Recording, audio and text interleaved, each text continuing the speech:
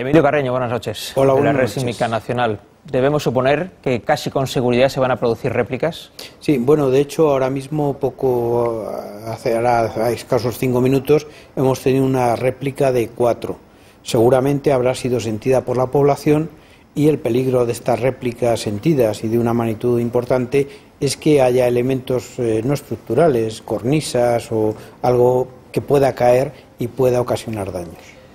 ¿Cómo ha sido la sucesión de temblores durante la tarde?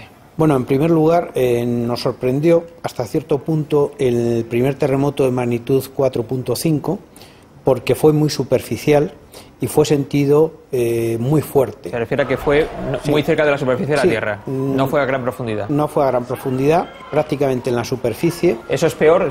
¿Hace que se note más el Sí, temblor? efectivamente, para una magnitud relativamente pequeña hace que se sienta más, pueda haber más daños, lógicamente.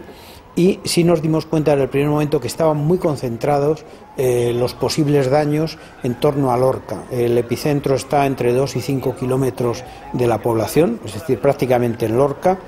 Y luego ya en otras zonas próximas se había sentido, había caído algunas tejas, por ejemplo en Murcia, pero estaba muy limitado el daño, si es que lo había. Después hubo 5 terremotos que supusimos que eran réplicas, de los cuales se sintió uno de ellos.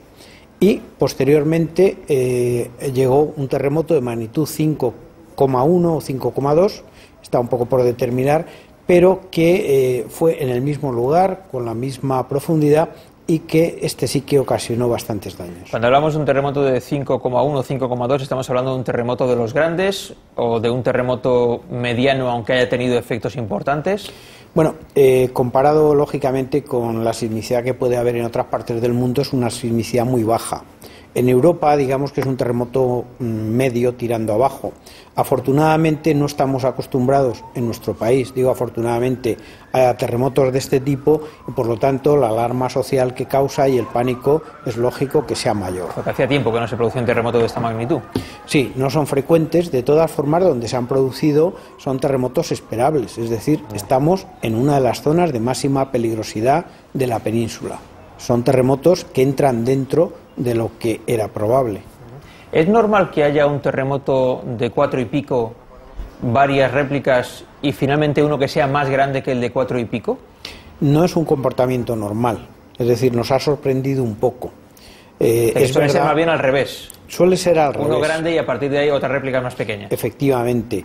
Bueno, por eso tampoco debemos de guardarla, tenemos que tener cuidado de lo que puede pasar en las próximas horas. Por eso es fundamental tener monitorizada la zona, como se está haciendo, y controlado para ver cómo va evolucionando. La pauta normal es que esto vaya decreciendo, cada vez haya menos réplicas, sean más pequeñas. Repito, es la pauta normal, pero estamos hablando de un fenómeno de la naturaleza y por lo tanto incontrolable, claro.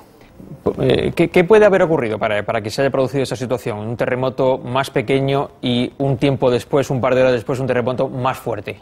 Toda esa zona es conocida porque tiene muchísimas fallas y están muy fragmentadas. Son trozos, digamos, de pocos kilómetros de falla.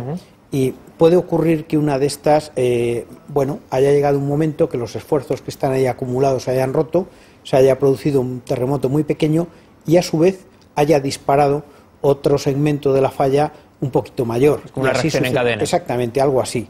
Por eso pensamos que el segundo terremoto, el de 5,1, se ha podido, aunque se haya producido en el mismo lugar, estamos hablando de 1 o 2 kilómetros de diferencia, puede haber sido en otro segmento de falla que estuviera ya a punto de romper y esto lo ha acelerado, este proceso. Estamos en una zona sísmica, ciertamente, esta de Lorca, de Murcia, Almería, toda esta zona. ¿Están los edificios suficientemente preparados para soportar terremotos de esta magnitud o superior? Bueno, en España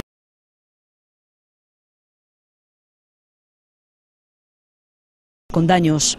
Se dan paradojas como en cualquier siniestro donde a lo mejor edificios que tienen mayor antigüedad han resistido mejor que otros edificios más recientes, de tal manera que la diversidad ha sido muy grande. Los técnicos evalúan